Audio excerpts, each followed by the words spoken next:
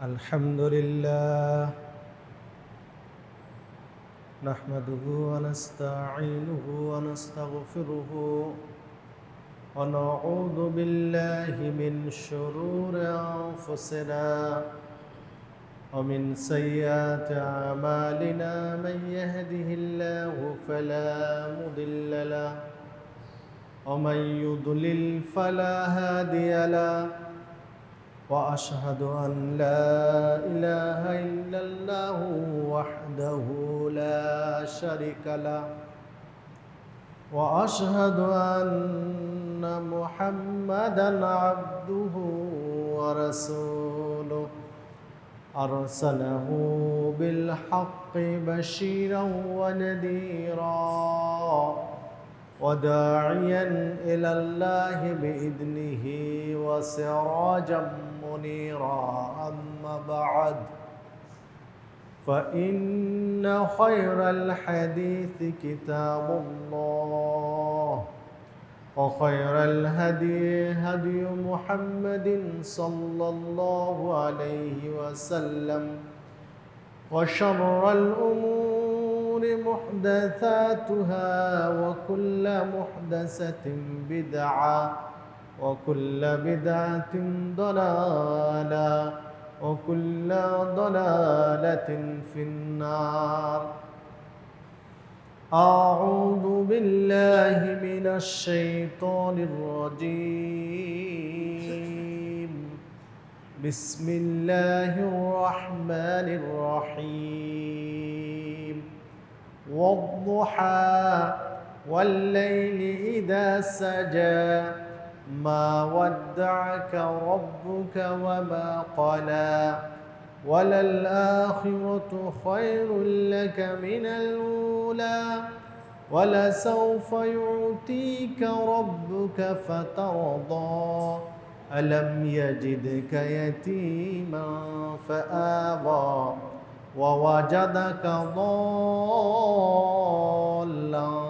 فأغنى ووجدك عائلا فأغنى فأما اليتيم فلا تقهر وأما السائل فلا تنهر وأما بنعمة ربك فحدث.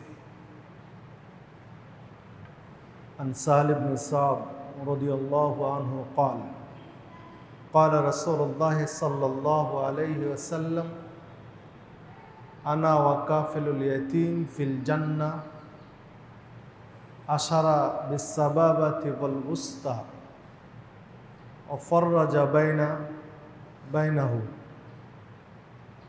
সম্মানিত জুমা জামাতের মুসল্লিবৃন্দ, সর্বাগ্রে সেই মহান রব্বুল আলামিনের শুকরিয়া আদায় করি যার অশেষ অনুগ্রহে সুস্থ শরীরে জুমার সালাতের জন্য মসজিদে উপস্থিত হওয়ার সুযোগ পেয়েছি, তাই সকলেই বলি আলহামদুলিল্লাহ।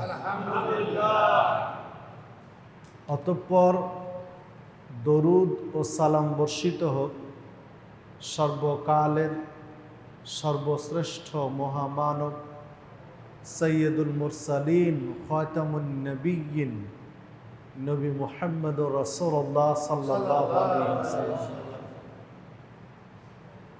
আমি আপনাদের সামনে কোরআন মাজিদের একটি সূরা দুহা এবং রাসূলুল্লাহ সাল্লাল্লাহু আলাইহি ওয়াসাল্লামের বাণীর মধ্যে একটি হাদিস পেশ করেছি।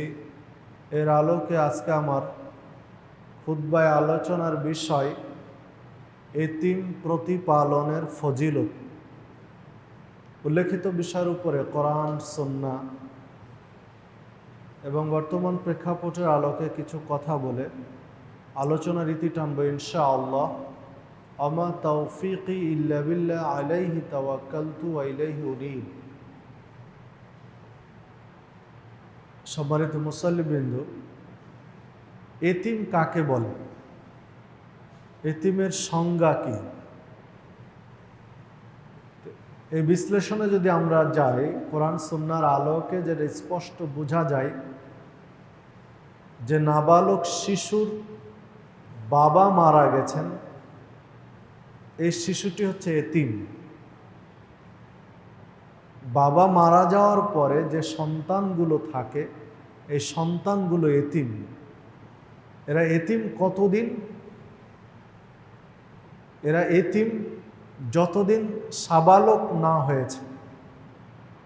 এর কয়েকটা বিশ্লেষণ সহিহ মুসলিমের মধ্যে পাওয়া যায়।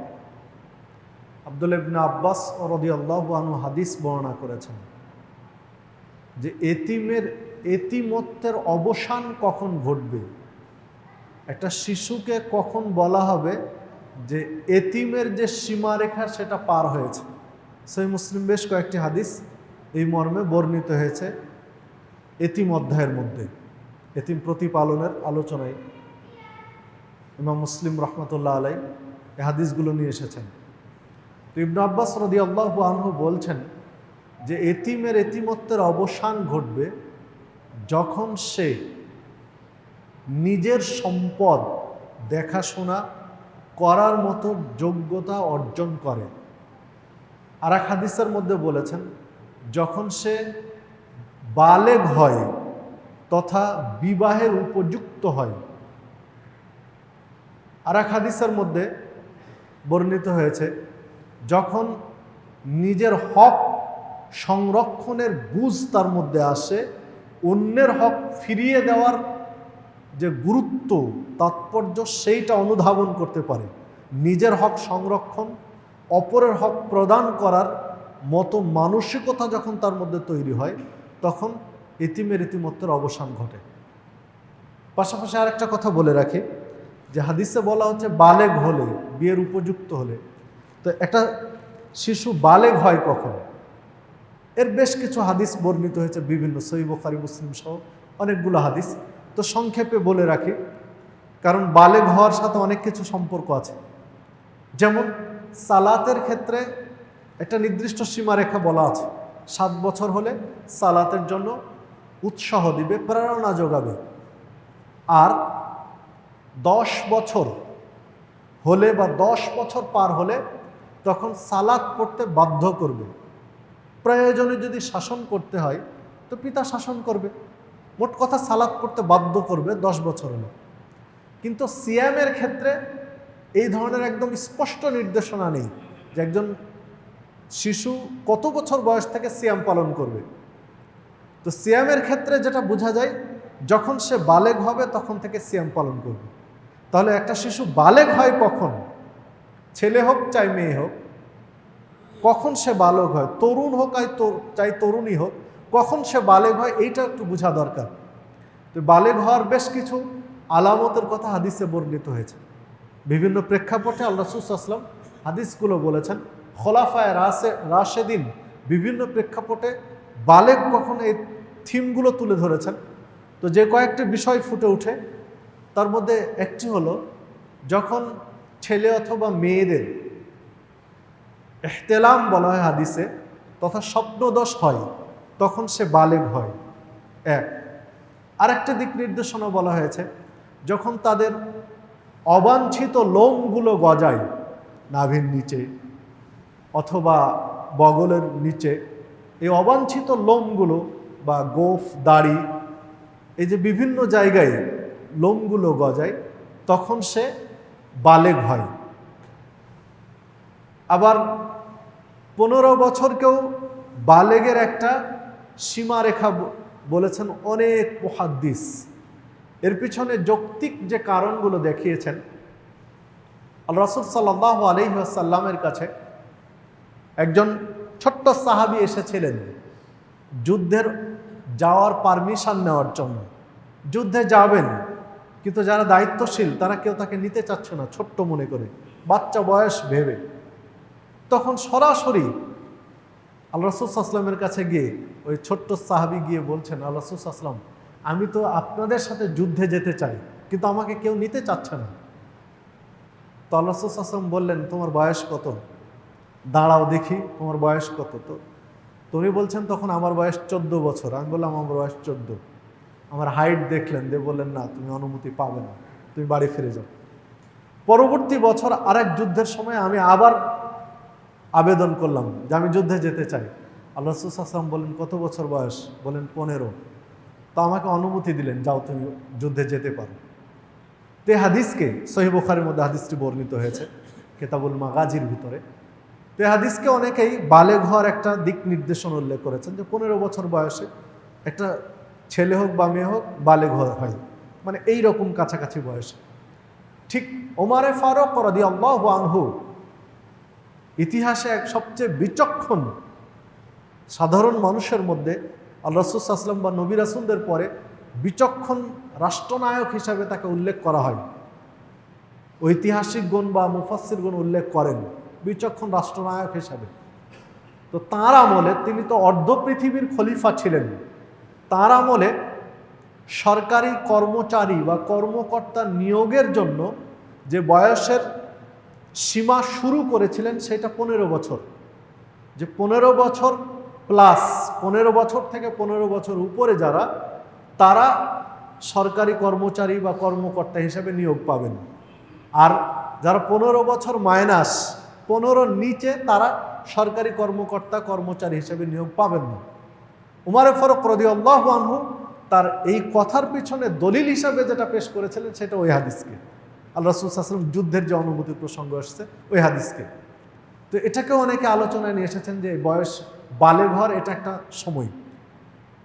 তো এতে আমরা আরেকটা জিনিস, আরেকটা দিক নির্দেশনার কথা বলেছেন, যে একটা ছেলে বা মেয়ে, তরুণ তরুণীর যে শারীরিক কিছু নিদর্শন রয়েছে, শারীরিক নিদর্শনগুলো প্রকাশ পাওয়া, যখন স্পষ্ট প্রকাশ পায় তখন সে বালেগ হয়।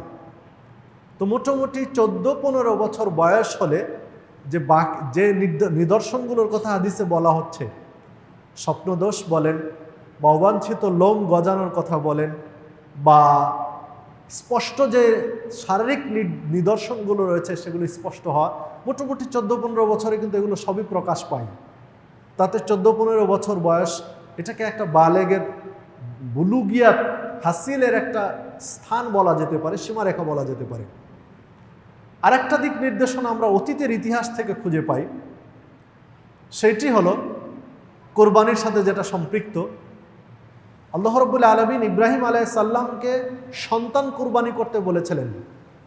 তো ইব্রাহিম আলাইহিস সালাম সন্তানকে এসে বললেন, ইন্নী আরা ফিল মানাম আন্নী আযবাহুকা ফানদুর মাযা তারা, আমি স্বপ্নে দেখছি আমি তোমাকে কুরবানি করছি, জবেহ করছি, তুমি তোমার মতামত কি এ বিষয়ে?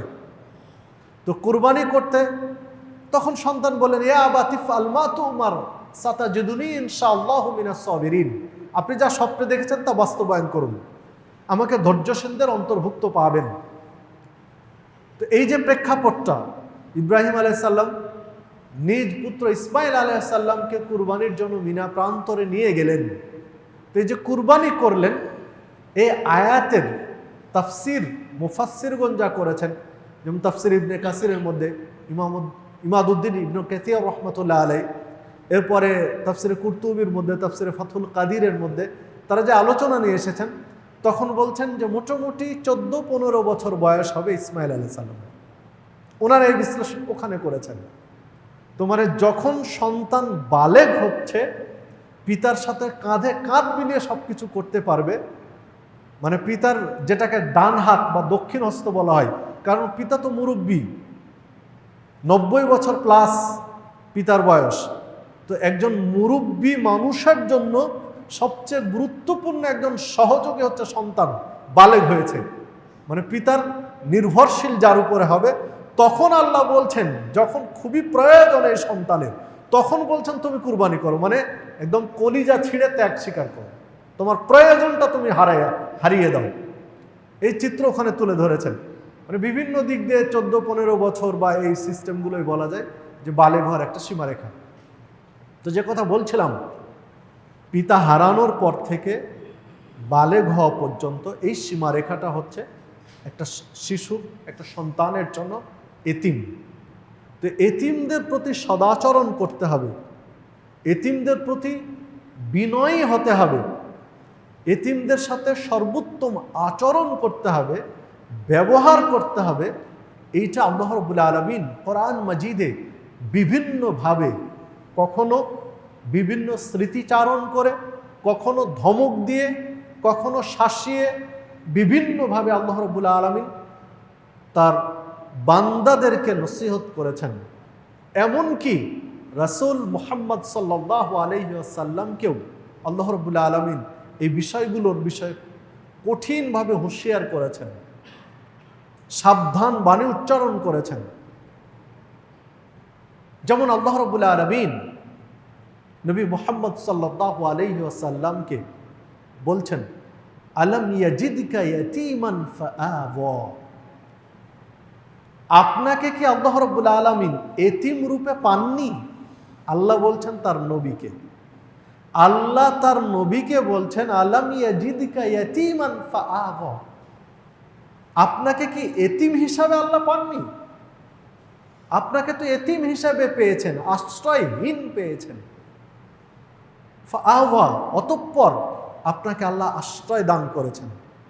বাবা নেই, মা নেই, দাদা নেই, একদম এতিম নিঃস্ব অবস্থা আল্লাহ পেয়েছেন, আপনাকে আল্লাহ আশ্রয় দান করেছেন। ওয়াদাকা ওয়াজাদাকা দাল্লান ফাহাদা।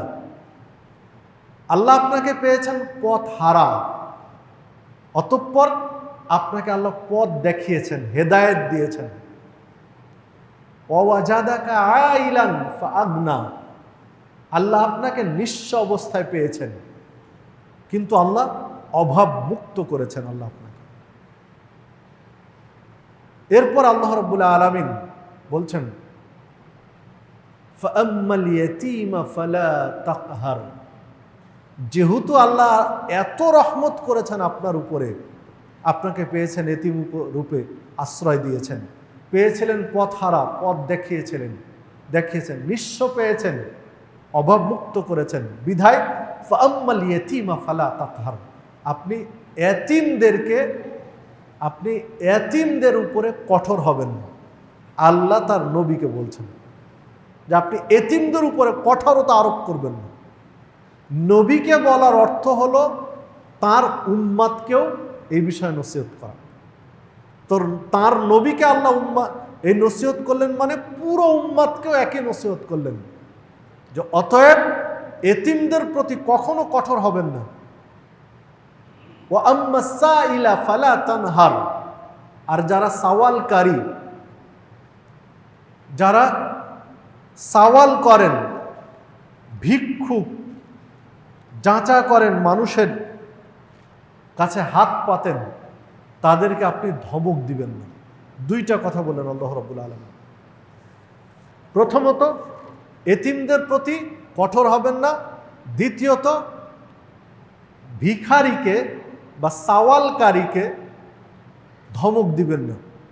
এই দুইটা কথা আল্লাহ রাব্বুল আলামিন কোরআন মাজিদে বললেন, স্মৃতিচারণ করে, কিছু স্মরণ করিয়ে দিয়ে, অতীতকে স্মরণ করিয়ে দিয়ে। সম্মানিত উপস্থিতি, আমরা যদি বর্তমান প্রেক্ষাপট বিশ্লেষণ করি, আলোচনা করি, তাহলে দেখা যায় এই দুই শ্রেণীর মানুষ সমাজে নির্যাতিত, নিষ্পেষিত, নানানভাবে বঞ্চিত। এতিমদের প্রতি আর ভিক্ষুকদের প্রতি মানুষ দুর্ব্যবহার করে যে পরিমাণে, তার সীমার বাহিরে। আপনার কাছে একজন ভিক্ষুক হাত পেতেছে, আপনি তাকে যদি দিতে না চান, আপনি ভদ্রভাবে বলুন যে তুমি অন্যর কাছে দেখো, বা ইত্যাদি, বা আর একজনের কাছে যাও, ভদ্রভাবে বলুন। কিন্তু আপনি ধমক দিবেন বা ধমকাবেন, ধমকিয়ে বিদায় করবেন, এইটা ইসলামে নিষেধ করা হয়েছে, এটা হারাম, এটা করতে পারবেন না। আগের কথাগুলো আল্লাহ কেন স্মরণ করালেন? আল্লাহ কেন স্মরণ করালেন তার নবীকে? যে আপনাকে আল্লাহ নিঃস্ব পেয়েছিলেন কিন্তু অভাব মুক্ত করেছেন, এই কথা কেন বললেন? এই কথা আপনাকে আমাকে কেন আল্লাহ স্মরণ করালেন কোরআন মাজিদে? মানে আপনি যে একজন ভিখারিকে ধমক দিচ্ছেন, একজন ভিখারিকে ধমক দিয়ে দূর দূর করে তাড়িয়ে দিলেন, আল্লাহ তো আপনাকেও ভিখারি বানাতে পারেন। আপনি কি মনে করেছেন আপনার যে সহায় সম্পদ এটা একদম মরা পর্যন্ত নষ্ট হবে না? যে কোনো মুহূর্তে আল্লাহ আপনাকে ভিখারি বানিয়ে দিতে পারেন। যমুনার তীরে যারা বসবাস করছে, পদ্মার তীরে যারা বসবাস করছে, তাদের কাছে গিয়ে খোঁজ নেন, পদ্মার গর্ভে, পদ্মা এবং ইন্ডিয়া থেকে আসা পাগলা নদী, দুই নদীর যে মিলনস্থল, বাংলাদেশের পুরো একটা ইউনিয়ন এখন পদ্মার পানির তলে আছে। পুরো একটা ইউনিয়ন, একটা গ্রাম নয়, একটা ইউনিয়ন, যারা হয়তো বা 50 বছর আগে দেশের বাহিরে গেছে আর আসেনি, বাড়ি ছিল ওখানে, এখন এসে আর মানে চিন্তাই করতে পারবে না যে ওদের ইউনিয়নটা কোথায়। গ্রাম তো দূরের কথা, যা পদ্মার নিচে। তো এই লোকগুলো কোথায় গেছে? তাদের ভিটে মাটি, জায়গা, জমি সব কিছু নদীর গর্ভে বিলীন হয়ে গেছে, পথে বসতে হয়েছে। তো সম্মানিত উপস্থিতি, যে কথা বলছিলাম যে এতিমদেরকে আগের স্মৃতিচারণ করে আল্লাহ রাব্বুল আলামিন বুঝাতে চেয়েছেন যে এতিমদেরকে ধমক দিবেন না, আর সায়েলকে, ভিক্ষুককে দূর দূর করে তাড়িয়ে দিবেন না, দুর্ব্যবহার করবেন না। ঠিক অন্য জায়গায় যদি আমরা অনুরূপ আয়াতগুলো দেখি, আল্লাহ রাব্বুল আলামিন একই ধরনের নির্দেশনা অন্য আয়াতেও দিয়েছেন। সূরা ফজরের মধ্যে আল্লাহ রাব্বুল আলামিন এইরকম ইঙ্গিত তুলে ধরেছেন। আল্লাহ রাব্বুল আলামিন বলছেন, যখন তাদের রিজিক সংকুচিত করে দেওয়া হয়, রিজিক কমিয়ে দেওয়া হয়, তখন তারা বলে যে আল্লাহ আমাদের প্রতি বিরাগ ভাজন হয়েছেন, অসন্তুষ্ট হয়েছেন, ইত্যাদি কথাগুলো বলে। কিন্তু না, আসলে তোমরা এতিমদের সাথে ভালো ব্যবহার করো না, আল্লাহ রাব্বুল আলামিন বলছেন। তাহলে এখানে আরেকটা জিনিস বোঝা যায় যে আপনি রিজিক বাড়াতে চান, যদি মনে করেন যে আপনার রিজিক আল্লাহ বাড়িয়ে দিক, যা আছে তার চেয়ে বেশি রিজিক আল্লাহ ব্যবস্থা করুক, তাহলে রিজিক বাড়ানোর পথ হলো এতিমদের প্রতি সদ্ব্যবহার করা, এতিম প্রতিপালন করা, আর ভিক্ষুককে খাবার দেওয়া। ভিক্ষুককে যত বেশি খাবার দিবেন, সায়েলকে খাবারের ব্যবস্থা যত বেশি করবেন, এতিম প্রতিপালনে আপনি যত বেশি বিনিয়োগ করবেন, আল্লাহ আপনার রিজিক তত বেশি বাড়িয়ে দিবে। এই আয়াতে ইঙ্গিতটা রয়েছে। আর যখনই এতিম এবং ভিক্ষুক থেকে আপনি নিজেকে মুক্ত করে নেবেন, এতিম এবং ভিক্ষুকের সাথে দুর্ব্যবহার করবেন, তখন আপনার রিজিক কমতে থাকবে। এই আয়াত সেদিকে ইঙ্গিত দেয়। সম্মানিত উপস্থিতি, তারপরেও দেখুন এতিম প্রতিপালনের চমৎকার ফজিলত রাসূলুল্লাহ সাল্লাল্লাহু আলাইহি ওয়াসাল্লাম বলেছেন। সাহাল ইবনে সাদ রাদিয়াল্লাহু আনহু বলছেন, রাসূলুল্লাহ সাল্লাল্লাহু আলাইহি ওয়াসাল্লাম বলেছেন, আনা ওয়া কাফিলুল ইয়াতীম ফিল জান্নাহ, আমি এবং এতিমের প্রতিপালক, এতিমকে যে লালন পালন করে, আমি এবং এতিমের লালন পালনকারী বা এতিমের দেখাশোনাকারী বা এতিমের প্রতিপালনকারী, আমরা দুইজন ফিল জান্নাহ, জান্নাতে থাকব। হাকাদা বলে বিসাবাবা ওয়াল ওয়াসতা, এই দুইটা আঙ্গুলকে খাড়া করলেন সাহাবীদের মাঝে এবং দুইটার মধ্যে সামান্য একটু ফাঁক রাখলেন, যে আমি আর এতিমের দেখাশোনাকারী ব্যক্তি জান্নাতে এইভাবে থাকবো। এই দুইটা আঙ্গুল দেখে বুঝাতে চাইলেন। আল্লাহ রাসূল সাল্লাল্লাহু আলাইহি সাল্লামের সাথে দুই আঙ্গুল যেমন পাশাপাশি থাকে, দুই আঙ্গুল কিন্তু আলাদা করার কোনো সুযোগ নেই। এইভাবে আল্লাহ রাসূল সাল্লাল্লাহু আলাইহি সাল্লাম একটা, এই দুইটা বন্ধ করে এইভাবে দেখাতে পারতেন, কিন্তু তা দেখেননি। দেখেছেন এই দুইটা আঙ্গুলকে দূরত্ব তৈরি করবেন কোনোভাবে সম্ভব নয়। কিভাবে করবেন? করতে গেলে আঙ্গুল পুরো ছিন্ন করে কেটে ফেলে দূর করতে হবে। যদি এই দুইটা আঙ্গুলের মধ্যে দূরত্ব, হ্যাঁ ফাঁক সামান্য রেখেছিলেন, এটা এতটুকু করা যাবে, কিন্তু তার চেয়ে বেশি করবেন সম্ভব নয়। এই দুইটা আঙ্গুলের মধ্যে এর চেয়ে বেশি দূরত্ব তৈরি করা যাবে না, যতই চেষ্টা করুন। করতে হলে পুরো আঙ্গুল কেটে ফেলতে হবে, মানে পুরো সিস্টেম লস। তো সিস্টেম লস করে তো কোনো জিনিস বুঝাবে না ইসলাম। তো দুইটা আঙ্গুল যেমন কোনোভাবে বিচ্ছিন্ন করা যায় না, ঠিক ওই ব্যক্তি আর আমি জান্নাতে থাকবো কেউ বিচ্ছিন্ন করতে পারবে না। যে হাদিস সহিহ বুখারীর 5304 নম্বর হাদিস। তো রাসূলুল্লাহ সাল্লাল্লাহু আলাইহি ওয়াসাল্লামের সাথে পাশাপাশি দুই আঙ্গুলের মতো যদি থাকার বাসনা কারোর মধ্যে থাকে, তাহলে এতিম লালন পালন করতে হবে, এতিম দেখাশোনা করতে হবে, এতিমের প্রতিপালন করতে হবে। নিশ্চিত রাসূল সাল্লাল্লাহু আলাইহি ওয়াসাল্লামের সাথে এই দুই আঙ্গুলের মতো কাছাকাছি থাকার সুযোগ পাওয়া যাবে। অনেক আমল রয়েছে যে আমলগুলোতে নিশ্চিত জান্নাত হয়, লাভ করা যায়। যেমন এক হাদিসে আল্লাহ রাসূল সাল্লাল্লাহু আলাইহি ওয়াসাল্লাম বলেছেন, কোনো ব্যক্তির যদি 2 রাকাত সালাত কবুল হয়ে যায় তাহলে ওই ব্যক্তিকে জান্নাত থেকে কেউ বিরত রাখতে পারবে না, মানে জান্নাতে যাবেই যদি 2 রাকাত সালাত কবুল হয়ে যায়। আবার এক হাদিসে 2 সিজদার কথা বলা আছে, 2টি সিজদা যদি কারো কবুল হয়ে যায় তাহলে ওই ব্যক্তি নিশ্চিত জান্নাতে যাবে। আবার বলা আছে যদি সুন্দরভাবে ওযু করে ওযুর দোয়া পাঠ করে তাহলে ওই ব্যক্তির জন্য জান্নাতের 8টা দরজা খুলে দেওয়া হবে। আবার হাদিসে বলা আছে যদি সালাতের পরে, ফরজ সালাতের পরে আয়াতুল কুরসি পাঠ করে নিয়মিত, তাহলে মৃত্যু ওই ব্যক্তিকে জান্নাত থেকে কেউ ঠেকাতে পারবে না মৃত্যু ছাড়া। এইভাবে অনেক ফজিলতের কথা বলা আছে। তো যে কোনো একটা যদি আমি ধরি, ধরুন হজ্জের বিষয়ে বলা হয়েছে আল হাজ্জুল মাবরুর লাইসা লাহু জাযা ইল্লাল জান্নাহ, কবুল হজ্জের জন্য কোনো নেকি লেখা হয় না। যার হজ কবুল হয়ে যায় তার জন্য লাইসা লাহু জাযা, কোনো প্রতিদান লেখা হয় না, কোনো নেকি লেখা হয় না জান্নাত ব্যতীত। অনেক আমল করেছেন, সালাত, সিয়াম, হজ, যাকাত, তাসবিহ, তাহলিল, অনেক আমল করছেন, নেকি লেখা হচ্ছে এত পরিমাণে এত পরিমাণে এত পরিমাণ, কিন্তু হজ কবুল হয়ে গেলে পরিমাণ নয়, লেখা হয় জান্নাত। সম্মানিত উপস্থিতি, আপনার হজ কবুল হয়ে গেছে, আপনার লেখা হলো জান্নাত, মানে আপনি জান্নাত পাবেন নিশ্চিত, কিন্তু রাসূলের সাথে থাকবেন তার নিশ্চয়তা নেই। হজ কবুল হয়ে গেছে, আপনি জান্নাত, নিশ্চিত জান্নাত, আপনার কোনো নেকি লেখা হয়নি, পরিমাণ নেই, সরাসরি লেখা আছে ফলাফল জান্নাত, আপনি জান্নাতে যাবেন, কিন্তু রাসূলের সাথে থাকবেন এর গ্যারান্টি নেই। আপনার আয়াতুল কুরসি পাঠ করেছেন, কেউ ঠেকাতে পারবে না, মরেছেন মানে জান্নাতে যাবেন, কিন্তু রাসূলের সাথে থাকবেন এর নিশ্চয়তা নেই। আপনার ওযুর পরের দোয়া বলেছেন, সে আমল আপনার কন্টিনিউ আছে, আপনার জন্য জান্নাতের 8টা দরজা খোলা, যে দরজা দিয়ে খুশি জান্নাতে প্রবেশ করবেন, কিন্তু রাসূলের সাথে থাকবেন এর নিশ্চয়তা নেই। 2 রাকাত সালাত কবুল হয়ে গেছে, আপনার জন্য জান্নাত ওয়াজিব।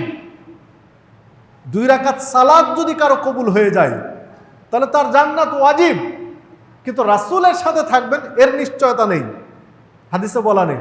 কিন্তু এতিমের লালন পালন করেন, আপনি এতিমের দেখাশোনা করেন, এতিমকে তার এতিমত্বের অবসান হওয়া পর্যন্ত দেখভাল করছেন, আপনি জান্নাতে তো যাবেন, কিন্তু রাসূলের সাথে থাকবেন তার নিশ্চয়তা আছে।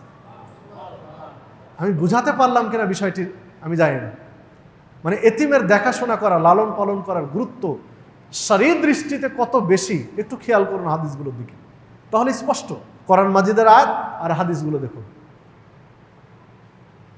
অপর একটি হাদিসে স্পষ্ট বোঝা যায় রাসূলুল্লাহ সাল্লাল্লাহু আলাইহি ওয়াসাল্লাম উল্লেখ করেছেন এতিম বা বিধবা বা অসহায় নিঃস্ব এদের প্রতিপালন করা, দেখাশোনা করার ফজিলত কত বেশি। আবু হুরায়রা রাদিয়াল্লাহু আনহু হাদিস বর্ণনা করেছেন, রাসূলুল্লাহ সাল্লাল্লাহু আলাইহি ওয়াসাল্লাম বলেছেন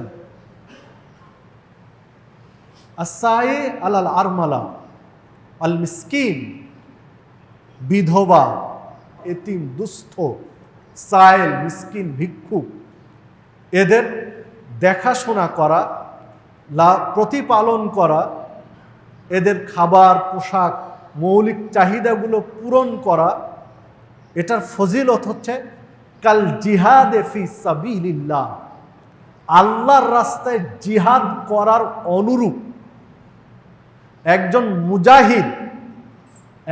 মুজাহিদ নিজের জীবনের তোয়াক্কা না করে, নিজের জীবনকে তুচ্ছ ভেবে যুদ্ধের মাঠে ঝাঁপিয়ে পড়েছে, যে কোনো মুহূর্তে তার জীবন চলে যেতে পারে, এই জীবন প্রদীপ যে কোনো মুহূর্তে নিভে যেতে পারে, যে কোনো মুহূর্তে শহীদ হয়ে যেতে পারে, জীবন বাজি রেখে আল্লাহ রাস্তায় জিহাদ করছেন, ওই ব্যক্তির আমল নামায় প্রতি মুহূর্তে যে নেকি লেখা হচ্ছে, অনুরূপ নেকি লেখা হয় বিধবা, এতিম, দুস্থ, অসহায় ব্যক্তিকে যারা দেখাশোনা করে তাদের আমল নামায়। এক, আও অথবা, আরো 2টা অপশনের কথা বলেছেন, কাসিয়ামে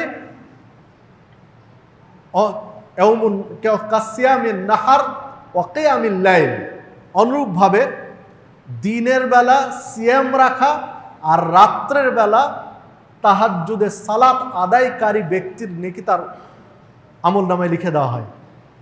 হয় মুজাহিদের নেকি আমলনামায় লিখে দেওয়া হবে, নতুবা যে ব্যক্তি দিনে সিয়াম রাখে এবং রাত্রে ইবাদতে কাটায়, তো সারাদিন সিয়াম পালন করে ওই ব্যক্তি আবার রাত্রে ইবাদতে কাটালো, ওর আমলনামায় যে নেকি লিখা হয়, এই ব্যক্তি এতিম প্রতিপালন, বিধবা মিসকিনদের দেখাশোনা বা খাবার বা মৌলিক চাহিদা পূরণ করে অনুরূপ নেকি পান। যে হাদিস সহিহ বুখারীর 6006 নম্বর হাদিস। তাহলে দেখুন, জিহাদ না করেও আপনার আমলনামায় জিহাদের নেকি লিখা হচ্ছে, তাহাজ্জুদের সালাত আদায় না করেও তাহাজ্জুদের নেকি পাচ্ছেন, সিয়াম নফল সিয়াম পালন না করেও নফল সিয়ামের নেকি পাচ্ছেন। সেই নেকি কোথায় পাওয়া যায়? এতিম, বিধবা, মিসকিন, অসহায়দের দেখাশোনার মাধ্যমে, যারা সমাজে নিগৃহীত, যারা সমাজে নির্যাতিত, লাঞ্ছিত, অথচ তাদেরকে, তাদের প্রতি সহানুভূতি দৃষ্টি, সহনশীল আচরণ, তাদের সাথে ভদ্র ব্যবহার করতে ইসলাম কিভাবে নির্দেশনা দিয়েছে একটু হাদিসগুলোর প্রতি খেয়াল রাখেন। একজন মিসকিন, দুইটি কন্যা সন্তান, এতিম বাচ্চাকে নিয়ে, এতিম দুইটা কন্যা সন্তানকে নিয়ে রাসূলুল্লাহ সাল্লাল্লাহু আলাইহি ওয়াসাল্লামের বাড়িতে এসেছেন কিছু ভিক্ষে চাওয়ার জন্য। আল্লাহ রাসূল সাল্লাল্লাহু আলাইহি ওয়াসাল্লাম বাড়িতে ছিলেন না, ছিলেন আয়েশা সিদ্দিকা রাদিয়াল্লাহু আনহা। তো আয়েশা সিদ্দিকা রাদিয়াল্লাহু আনহার কাছে ওই ভিখারিনী মহিলা কিছু খাবার চাইলেন। আয়েশা সিদ্দিকা রাদিয়াল্লাহু আনহা রাসূল সাল্লাল্লাহু আলাইহি ওয়াসাল্লামকে বলছেন, এই ঘটনা বর্ণনা করছেন পরবর্তীতে, যে হে আল্লাহ রাসূল সাল্লাল্লাহু আলাইহি ওয়াসাল্লাম, ওই মিসকিন এসেছিলেন দুইটা এতিম বাচ্চা নিয়ে, কন্যা সন্তান নিয়ে, আমার কাছে খাবার চাইলেন, কিন্তু আমার ঘরে কোনো খাবার নেই। আমি খুঁজলাম অনেক, তাকে খাওয়াবো, কিছুই পেলাম না, তো আমি মাত্র একটা খেজুর পেলাম। এটি কিন্তু মদিনার জীবনের কথা। একটু চিন্তা করুন রাসূল সাল্লাল্লাহু আলাইহি ওয়াসাল্লামের পারিবারিক জীবন কেমন। আপনি আমি অল্পতে হাহুতাশ করি, নিচতলায় বসবাস করছি, নিজের বাড়িতে আফসোস করছি 2 তলাটা কেন উঠাতে পারছি না, প্রচণ্ড গরমে ছাদ তেতে যাচ্ছে, গরম হয়ে যাচ্ছে, ফ্যানের বাতাসও গরম লাগছে, 2 তলা করতে পারলে বাতাসটা একটু ঠান্ডা হতো, আফসোস করছি, উমুক এই করেছে, উমুক ওই করেছে, উমুক 7 তলা করলো, আর আমি 2 তলা করতে পারছি না। সারাদিন স্ত্রী আপনার সাথে ঝগড়া করছে, মনোমালিন্য হচ্ছে যে ওর এত উন্নতি হচ্ছে, তুমি 2 তলা করতে পারছো না, গরম বাতাস সারা বছর চলছে। একটু চিন্তা করুন তো পারিবারিক জীবন। তখন মদিনার প্রেসিডেন্ট, মুসলিম বিশ্বের প্রেসিডেন্ট মুহাম্মদুর রাসূলুল্লাহ সাল্লাল্লাহু আলাইহি ওয়াসাল্লাম, অথচ তার স্ত্রী বলছেন যে একজন মিসকিন একটু খাবার চেয়েছেন 2টা শিশু বাচ্চা নিয়ে, তা আমি আমার ঘরে খুঁজে একটা খেজুর ব্যতীত কোনো খাবার পেলাম না। তৎক্ষণাৎ খাবে এরকম কোনো খাবার নেই একটা খেজুর ব্যতীত। তা আমি ওই একটা খেজুরই তুলে দিলাম ওই মিসকিনকে, ওই মহিলাকে আমি খেজুরটা দিলাম। তো উনি খেজুরটা নিয়ে তার 2 শিশুর দিকে তাকালেন, তাকে খেজুরটা 2টা টুকরো করলেন, 2 ভাগে ভাগ করে তার 2 কন্যার মুখে গালে তুলে দিলেন, নিজে কিছু খেলেন না, চলে গেলেন বাড়ি থেকে। আল্লাহ রাসূল সাল্লাল্লাহু আলাইহি ওয়াসাল্লাম বলছেন আয়েশা সিদ্দিকা রাদিয়াল্লাহু আনহাকে যে তুমি মনে রেখো, এই 2টা কন্যা আজকের যে আচরণ সে করেছে, এর বিনিময়ে, এই 2টা কন্যার এই বিনিময়ে সে জান্নাতে চলে যাবে। আপনি চিন্তা করতে পারেন সম্মানিত উপস্থিতি। তো এতিম প্রতিপালন, এতিম সন্তান লালন পালন, দেখাশোনা করার ফজিলত ইসলামে অত্যধিক, অনেক বেশি। যে হাদিসটি সহিহ বুখারীর মধ্যে বর্ণিত হয়েছে, 5995 নম্বর হাদিস। এভাবে যদি আমরা খুঁজতে যাই আরো অনেক হাদিস পাওয়া যাবে। এতিম প্রতিপালনের বিষয়ে অনেক আলোচনা আরো বর্ণিত হয়েছে। তো এতিমদের লালন পালন যারা করবেন, দেখাশোনা যারা করবেন, প্রতিপালন যারা করবেন, তারা এতিমদেরকে কোন দৃষ্টিভঙ্গিতে বিশ্লেষণ করবেন, বিচার করবেন, কোন দৃষ্টিতে দেখাশোনা করবেন, এইরকম একটি হাদিস বর্ণিত হয়েছে ইমাম বুখারী রহমাতুল্লাহ আলাইহির একটা কিতাব আদাবুল মুফরাদের মধ্যে 140 নম্বর হাদিস। একজন ব্যক্তি আরেকজন ব্যক্তিকে জিজ্ঞাসা করছেন যে আমি এতিমের প্রতি সদয় হব কি পরিমাণ, ও যদি দুষ্টুমি করে তাকে আমি শাসন করতে পারি কি না। তো এই প্রশ্নের উত্তরে জবাব দিলেন যে হ্যাঁ, তুমি এতিমদের প্রতি সদয় হও পিতৃসদৃশ, পিতার মতো। যদি তাকে শাসন করতে হয়, প্রহার করতে হয়, তো তুমি পিতার অবস্থানে থেকে শাসন করো, প্রহার করো। তাকে আদব, শিষ্টাচার শেখানোর জন্য, ভদ্রতা শেখানোর জন্য, তার আচরণ গড়ে দেওয়ার জন্য যদি তাকে কোথাও মারা লাগে, তাহলে বাবার স্থানে থেকে মারতে পারো। তোমার নিজ সন্তানকে যেই মায়া মহব্বত রেখে তুমি শাসন করো, এতিমকে ওই মায়া মহব্বত রেখে তুমি শাসন করো। আয়েশা সিদ্দিকা রাদিয়াল্লাহু আনহাকে এই প্রশ্ন করা হয়েছিল, তিনি একই জবাব দিয়েছিলেন, হ্যাঁ, এতিমকে শাসন করতে পারো, তাদিবান, শিষ্টাচার শেখানোর জন্য প্রহার করতে পারো, মারধর করতে পারো। কতটুকু? বাবার স্থানে থেকে যতটুকু ছেলেকে করতে পারো ততটুকু, তার চেয়ে বেশি না।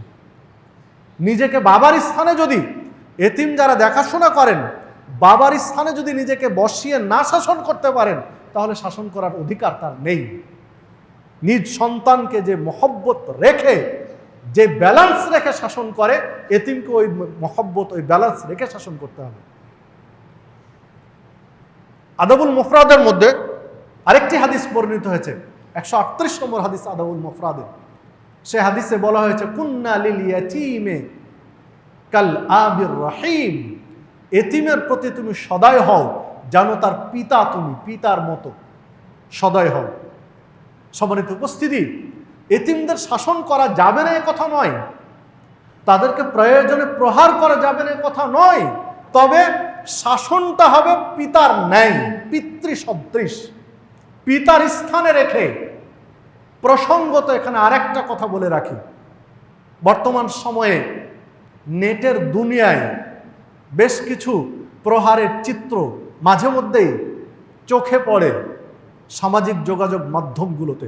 ওস্তাদ ছাত্রকে প্রহার করছেন কি পরিমাণ। যারা মুহাদ্দিস, হাদিসের বিশ্লেষক, যারা হাদিস বিজ্ঞানী, তারা এই বিশ্লেষণটা করেছেন, একটা শিশুকে কতটুকু শাসন করতে পারেন ওস্তাদ, টিচার তার ছাত্রকে কতটুকু শাসন করবেন, তারা এই বিশ্লেষণগুলো নিয়ে এসেছেন যে টিচার নিজেকে পিতার স্থানে রেখে ছাত্রকে শাসন করতে পারেন। পিতা যেমন প্রয়োজনে তার সন্তানকে প্রহার করেন, শিষ্টাচার শেখানোর জন্য মারধর করেন, তো ওই স্থানে যদি নিজেকে রাখতে পারেন টিচার, তাহলে শাসন করবেন, নতুবা নয়। তো মাঝে মধ্যে যে চিত্রগুলো, খণ্ডচিত্রগুলো দেখা যায়, এমন পরিমাণে মারধর করেন টিচার শিশুকে, মনে হয় যে একটা গরু ছাগলকে পিটাচ্ছে। উনি টিচার হওয়ার যোগ্য নন, টিচারের যে বৈশিষ্ট্য তার মধ্যে নেই। কারণ নিজ সন্তানকে কোনোদিন সে সেভাবে পিটাতে পারে না, কোনোদিন পিটায় না, তাহলে অপরের সন্তানকে কেন পিটাচ্ছেন? অনেক সময় টিচার এতিম শিশুদেরকে বেদম প্রহার করেন, কারণ যাদের বাবা আছে তাদেরকে প্রহার করলে একটু পরে বাবা গিয়ে নালিশ করবে, বিচারের মুখে দাঁড়াতে হবে, অনেক সমস্যা। আর এতিমের কাছে কেউ যাবে না, তার পক্ষ থেকে কেউ যাবে না, বিধায় এতিম শিশুদেরকে অনেক সময় বেশি মারধর করে, স্কুলে বা মাদ্রাসায় বা বিভিন্ন পর্যায়ে। তো এটা হারাম, অবৈধ, ইসলামের অনুমোদন নেই। এতিম বলে ইচ্ছামতো তাকে দুর্ব্যবহার করবে, তার সাথে টিচার প্রহার করবে, এই সুযোগ ইসলামে রাখা হয়নি। পিতার অবস্থানে থেকে যতটুকু সম্ভব ততটুকু, তার চেয়ে বেশি নয়। এই বিষয়টিও যারা ওস্তাদ, টিচার, তাদেরকে খেয়াল রাখা উচিত, তাদের নজরে থাকা দরকার এই বিষয়টিও। দেখুন, এতিমদের যে সম্পদ, এই সম্পদগুলো রক্ষণাবেক্ষণ করা সংশ্লিষ্ট দায়িত্বশীলের গুরুত্বপূর্ণ দায়িত্ব এটি। ধরুন আপনার ভাই মারা গেছে, এখন আপনার ভাতিজারা এতিম, ভাতিজা, ভাতিজি, ভ্রাতুষ্পুত্ররা এতিম, এদেরকে দেখাশোনা করা আপনার দায়িত্ব। তারা যতদিন বালেগ না হয়েছে ততদিন আপনার দায়িত্ব হলো তাদের সম্পদগুলো, আপনার ভাইয়ের সম্পদগুলো সংরক্ষণ করা, তাদের দেখাশোনা করা। হ্যাঁ, আপনার ভাইয়ের সম্পদ খরচ করে আপনি দেখাশোনা করেন, আপনার ভাইয়ের খরচ করে, আপনি নিজেরটা খরচ করে যদি করতে না চান, সমস্যা নেই, তা আপনার ভাইয়ের যতটুকু আছে ততটুকুই করেন, কিন্তু দেখাশোনা করেন নষ্ট না হয়ে যায়। যদি আপনার ভাইয়ের কিছুই না থাকে তখন আপনার দিয়ে করেন, আল্লাহ রাসূল সাল্লাল্লাহু আলাইহি ওয়াসাল্লামের সাথে থাকার সুযোগ পাওয়া যাবে। এই মর্মে কোরআন এবং সুন্নাহয় অনেক দিক নির্দেশনা বর্ণিত হয়েছে। যেমন আল্লাহ রাব্বুল আলামিন কোরআন মাজিদের মধ্যে উল্লেখ করেছেন, আল্লাহ রাব্বুল আলামিন সূরা নিসা 6 নম্বর আয়াতে বিষয়টি তুলে ধরেছেন। যদি অনেকগুলো কথা বলেছেন, মূল কথাটাই আমরা আসি। যদি এতিম যিনি লালন পালন করছেন তিনি অভাবী হন, দরিদ্র হন, আর এতিমের সম্পদ আছে, মানে তার পৈতৃক সূত্রে বা রেখে যাওয়া সম্পদ অনেক বেশি আছে, তাহলে যেই পরিমাণ ভোগ করলে তাদের ধ্বংস হয়ে যাবে না, সেই পরিমাণ যদি খায় তাতে দোষের নয়। মানে তাদের সম্পদ দেখাশোনা করছে, তাদেরকেও খাওয়াচ্ছে, নিজেও কিছু খাচ্ছে, কিন্তু যে পরিমাণ খেলে তাদেরটা নষ্ট হয়ে যাবে না, বিলীন হয়ে যাবে না, সেই পরিমাণ খাওয়াতে দোষ নেই। কিন্তু উনি যদি ধনী হন, সম্পদশালী হন, তাহলে তাদের সামান্যতম ভোগ করা তার জন্য বৈধ নয়, উচিত নয়। এরপরে আল্লাহ রাব্বুল আলামিন এই আয়াতে যেটা বলেছেন, যখনই তারা উপযুক্ত বয়সে উপনীত হবে তখন তাদের কাছে প্রত্যর্পণ করো, তাদেরকে ফিরিয়ে দাও। ধরুন আপনার ভাই বহু টাকা রেখে গেছেন, লক্ষ লক্ষ কোটি কোটি টাকা রেখে গেছেন, আপনি দেখাশোনা করছেন। আপনার ভাইয়ের যে টাকা, ব্যাংক ব্যালেন্স বা গুছানো টাকা হতে পারে, তাহলে সেই টাকা দিয়ে আপনার ব্যবসা বাণিজ্য অনেক কিছুতে লাগিয়ে রেখেছেন। তার এতিম বড় হয়ে গেছে, উপযুক্ত বয়স হয়ে গেছে, এখন আপনি দেখছেন তাদেরকে যদি ফিরিয়ে দেই তাহলে আমার ব্যবসা বাণিজ্যের একটা বড় ধস নামবে বা বড় একটা অ্যামাউন্ট চলে যাবে, ঘাটতি পড়বে ব্যবসা বাণিজ্যে। তখন তারা বালেগ হয়ে গেছে, তারপরও বছরের পর বছর আপনি চালাচ্ছেন, তাদেরকে দেখাশোনা করছেন, আপনি ওদেরকে বুঝাচ্ছেন যে তোমাদের কি লাগবে, যা প্রয়োজন তাই তো আমি দিচ্ছি, কিন্তু তোমরা কেন বলছো যে বাবার জিনিসগুলো আমাকে দেন? এটা কেন বলছো? কারণ সবই তো দিচ্ছি। তারাও ভয়ে কিছু বলছে না, যে তারা ছোট থেকেই দেখেছে যে বাবা মারা যাওয়ার পর থেকে আপনি দেখাশোনা করছেন। কিন্তু আপনার উদ্দেশ্য তো ভালো না, খারাপ ছিল, এক সময় ভালো, যতদিন বালেগ হয়নি, কিন্তু বালেগ হওয়ার পরে ফিরিয়ে দিচ্ছেন না, মানে আপনার উদ্দেশ্য এখন খারাপ। বালেগ হওয়া পর্যন্ত আপনার উদ্দেশ্য খারাপ ছিল না, কিন্তু এখন খারাপ। কেন? যে আপনি অন্য চিন্তা করছেন, যদি আমি সব টাকা হিসাব করে বের করে দেই তাহলে আমার ব্যবসা বাণিজ্যে একটা ঘাটতি পড়বে, আমার পুঁজি ক্যাশে ঘাটতি পড়বে। সম্মানিত উপস্থিতি, মানে একটা উদাহরণ আমি বোঝাতে চাচ্ছি।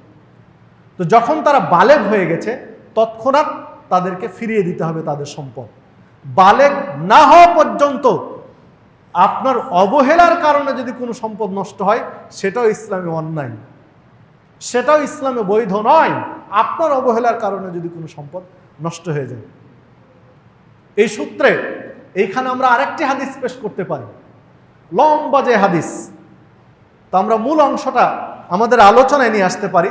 যে দেখুন, মুসা আলাইহিস সালাম এবং খিজির বা খাজের তার সম্পর্কে যে ঘটনা, মুসা আলাইহিস সালামকে যখন জিজ্ঞাসা করলো তার কওম যে পৃথিবীতে সবচেয়ে জ্ঞানী কে, মানে পৃথিবীতে, তো মুসা আলাইহিস সালাম ভাবলেন যে আমি নবী, এখন তো আমি নবী রাসূল, তো আমার চেয়ে আর জ্ঞানী কে থাকতে পারে?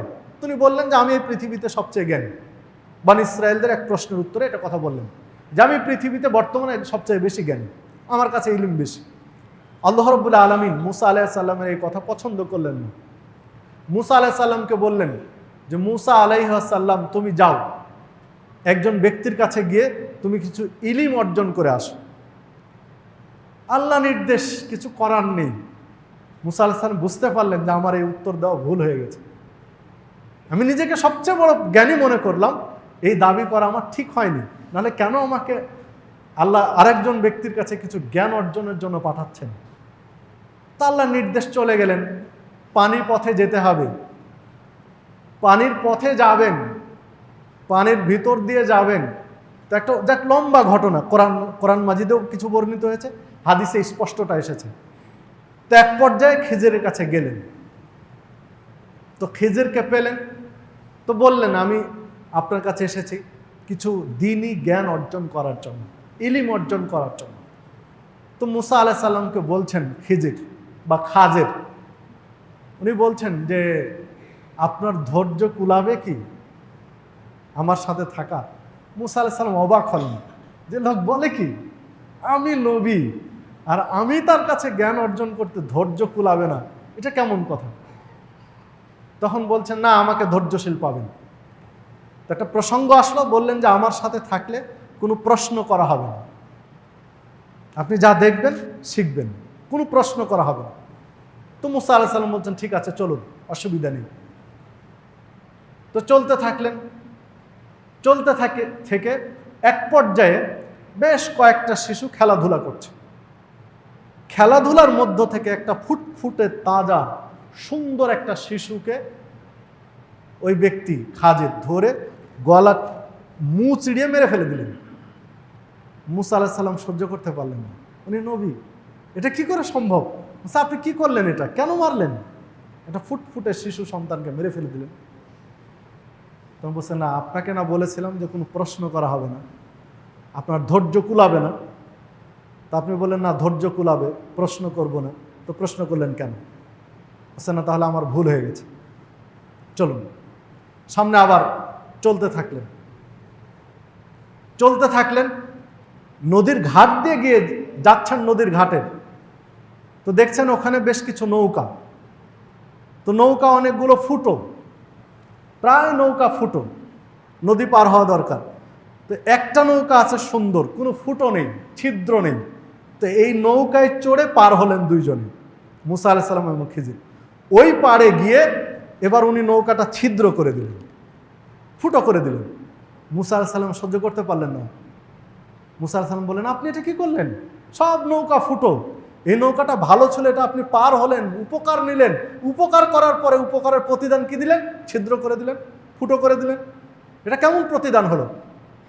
তিনি বলছেন না, আপনি আমার সাথে থাকতে পারবেন না, আপনি আপনার রাস্তায় যান, আমি আমার মতো চলি, আপনাকে নিষেধ করা ছিল প্রশ্ন পাবেন না করতে। তো বলছে না, ভুল হয়ে গেছে, চলুন, আমি আর প্রশ্ন করব। ওই নদী পার হয়ে গিয়ে একটা গ্রামের ভিতর ঢুকলেন। গ্রামের শুরুতেই প্রথম দিকে দুইজনে ক্ষুধার্ত, এক বাড়ি থেকে কিছু খাবার চাইলেন, তো তারা খাবার দিল না, বললেন যে আমরা মুসাফির মানুষ, পথিক, কিছু খাবার দাও, আমরা ক্ষুধার্ত। তো কোনো খাবার দিল না, বরং দুর্ব্যবহার করে তাড়িয়ে দিল। তো এই বাড়ি পার হয়েই একটা প্রাচীরটা ধসে পড়ে যাচ্ছে, কাঠ হয়ে পড়ে যাচ্ছে। তো মুসা আলাইহিস সালাম আর উনি দুইজন মিলে আশপাশ থেকে মানে বাঁশ কাঠি বা খড়ি টড়ি সংগ্রহ করে সুন্দর করে প্রাচীরটা সোজা করে খাড়া করে, মানে ওই ধোকা দেওয়া, ঠেকা দেওয়া যেন পড়ে না যায়, সুন্দর করে ঠেকা দিয়ে রাখলেন প্রাচীরটা যেন ধসে না পড়ে, ওই বাড়ির পাশের প্রাচীর। মুসা আলাইহিস সালাম বলেন, এ আপনার কোন ইলিম? আমি আপনার কাছে ইলিম অর্জন করতে আসলাম, আল্লাহ পাঠালেন, তো এই আপনার এটা কোন ইলিম? কি শিখালেন আপনি আমার?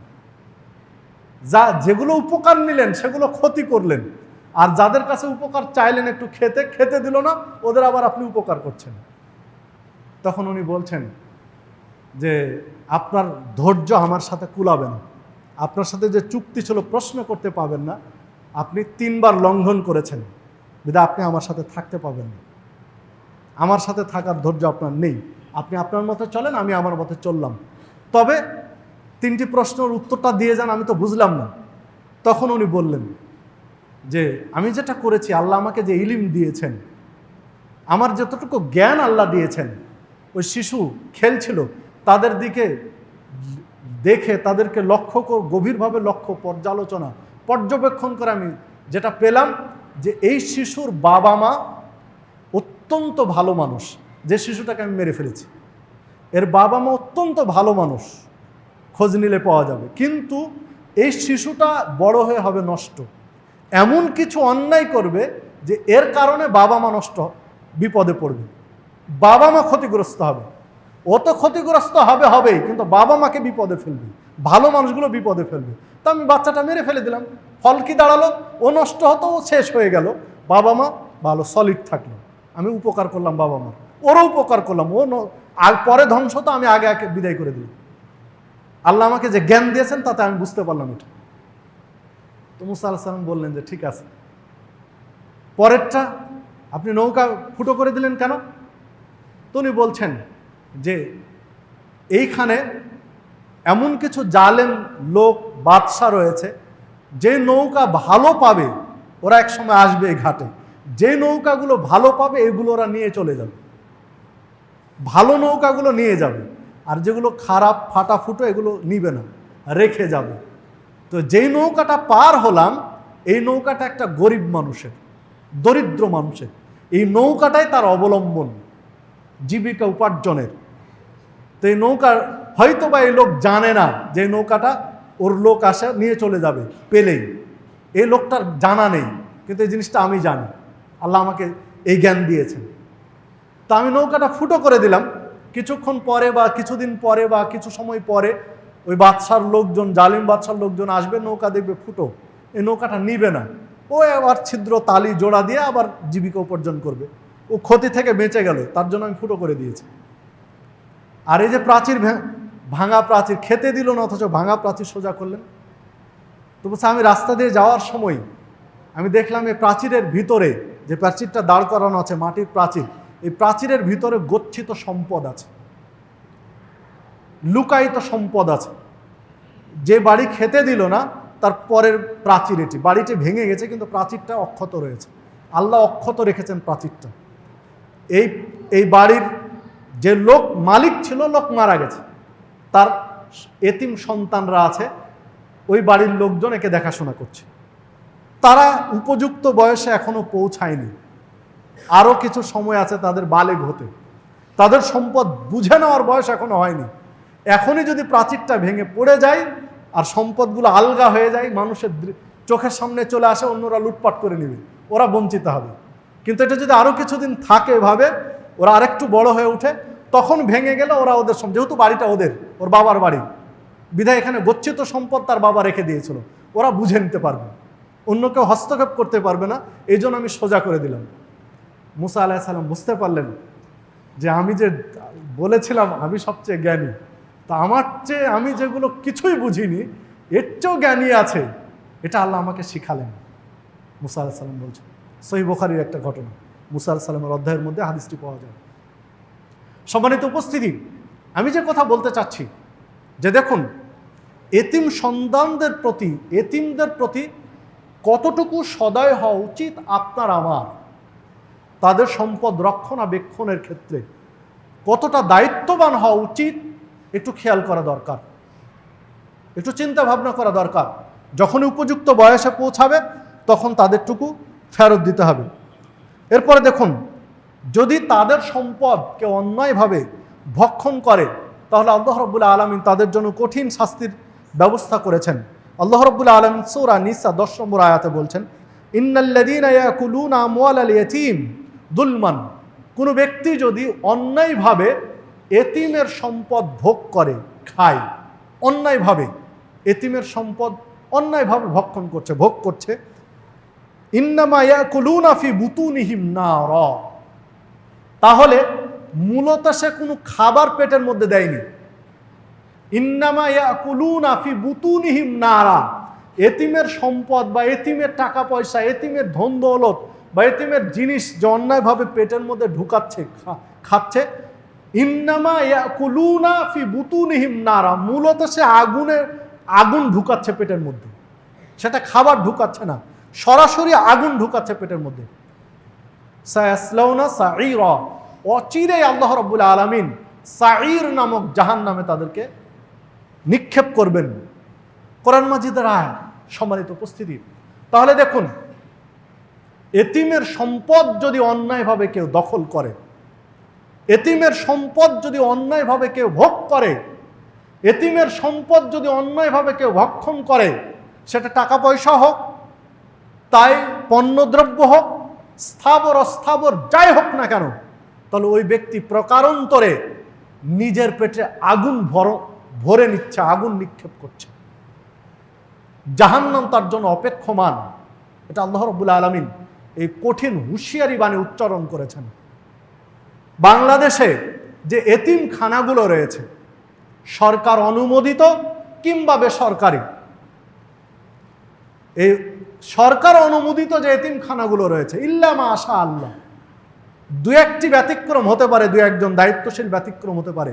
অধিকাংশ দায়িত্বশীল যে পরিমাণ বাজেট দেওয়া হয় তার অর্ধেকও সেখানে ব্যয় করে না, নিজেরা ভোগ করছে।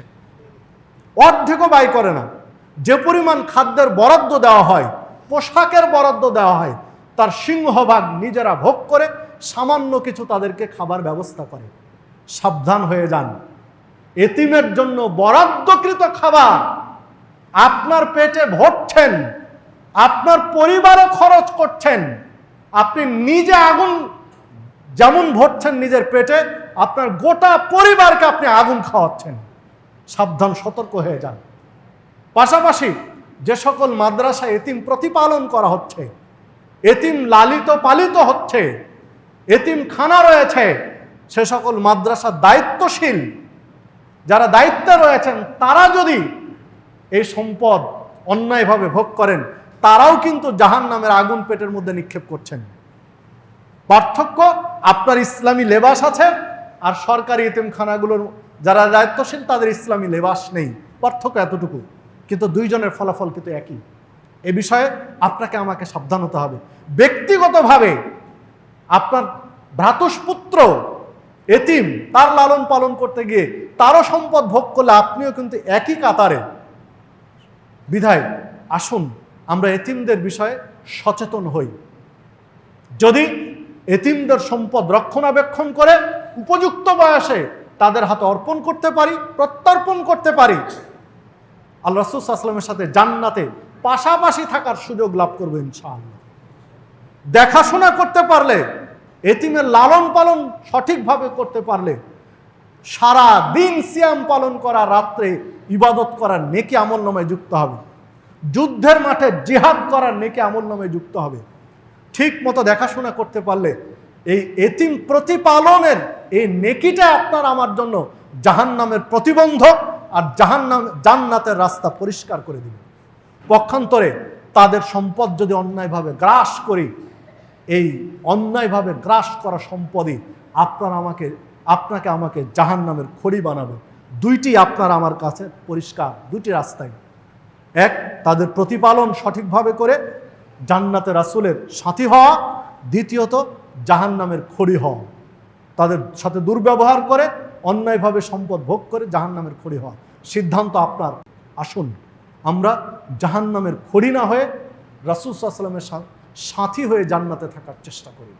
আল্লাহ রাব্বুল আলামিন আমাদের সকলকে সেই তৌফিক দান করুন। বহু প্রতিষ্ঠান রয়েছে যারা এতিম প্রতিপালন করছে। আপনি যদি ব্যক্তিগতভাবে পারেন একটা এতিম প্রতিপালন করেন, তার খরচ দেন। আল্লাহ আপনাকে অনেক সম্পদ দিয়েছে, আল্লাহ রিজিক বাড়িয়ে দিবেন। আপনি একজন বড় ব্যবসায়ী, আল্লাহ আপনার রিজিক বাড়িয়ে দিবেন। একটা এতিমের দেখাশোনা করেন। আপনি নিজে যদি পারেন নিজে করেন, কোনো প্রতিষ্ঠানকে দেন। হ্যাঁ, আপনি সাধ্য অনুযায়ী চেষ্টা করেন কোনো একটা ভালো প্রতিষ্ঠানে, যারা তাদের অর্থ সঠিক ব্যবহার করে আপনার বিশ্লেষণে, এরকম প্রতিষ্ঠানে দেন। তারপরেও যদি তারা অন্যায়ভাবে গ্রাস করে প্রতিষ্ঠান কর্তৃপক্ষ, তার জন্য আপনি দায়মুক্ত। আপনি বেঁচে গেলেন, আপনার সমস্যা না। যারা ভোগ করছে তারা, আপনি নেকি ঠিকই পাবেন। আসুন আমরা চেষ্টা করি প্রত্যেকে যে যে স্তর রয়েছে সেই স্তর থেকে এতিমদের দেখাশোনা করার জন্য। প্রসঙ্গত ছোট্ট করে বলে রাখি, আমি একটা মাদ্রাসা পরিচালনা করি, সেখানে এতিম বিভাগ রয়েছে। আপনারা চাইলে সেখানে অংশগ্রহণ করতে পারেন। একটি এতিম প্রতিপালনে 4000 টাকা মান্থলি খরচ হয়। কোরআনের হাফেজ হয়, অন্য পড়াশোনা করে, তো চাইলে অংশগ্রহণ করতে পারেন। একজন ফুল এতিমের 4000 টাকা মান্থলি, অথবা অর্ধেক, অথবা 1/4 আংশিক, যে কোনো পরিমাণের। অথবা ঢাকায় বহু প্রতিষ্ঠান রয়েছে যারা এতিমদের লালন পালন করছে, সেগুলোতে আপনি ইনভেস্ট করেন। বেসরকারি যেগুলো আছে এগুলোতে আমি বেশি উদ্বুদ্ধ করি, কারণ সরকারিগুলোতে তো একটা বাজেট আছে। সেখানে না করে যেগুলো বেসরকারিভাবে করছে অনেকেই, আপনার বিশ্লেষণে যেগুলো পারফেক্ট মনে হবে সেখানে অংশগ্রহণ করেন। যদি আপনার এলাকায় কোনো এতিম থাকে, আপনি একজন এতিমের দেখাশোনা করেন, তার পরিবারের দায় গ্রহণ করেন। 3-4টা এতিম আছে, আপনার 3-4 জন মিলে একটা পরিবারকে দেখাশোনা করেন। 3টা ছোট ছোট বাচ্চা নিয়ে একটা বিধবা মেয়ে, তাদের লালন পালন করছে। কত টাকা খরচ হবে? মাসে যদি 10,000 টাকা খরচ হয়, 3-4 জন মিলে তাদের খরচটা দেন। তো যে কোনোভাবে অংশগ্রহণ করেন, আল্লাহ ইহকালে সম্মানিত করবেন, পরকালে জান্নাত দিবেন ইনশাআল্লাহ। আসুন আমরা প্রত্যেকের স্তর থেকে আমরা সহযোগিতা করি। আল্লাহ রাব্বুল আলামিন আমাদের সকলকে সেই তৌফিক দান করুন। আমিন। আকুলু কওলি হাযা।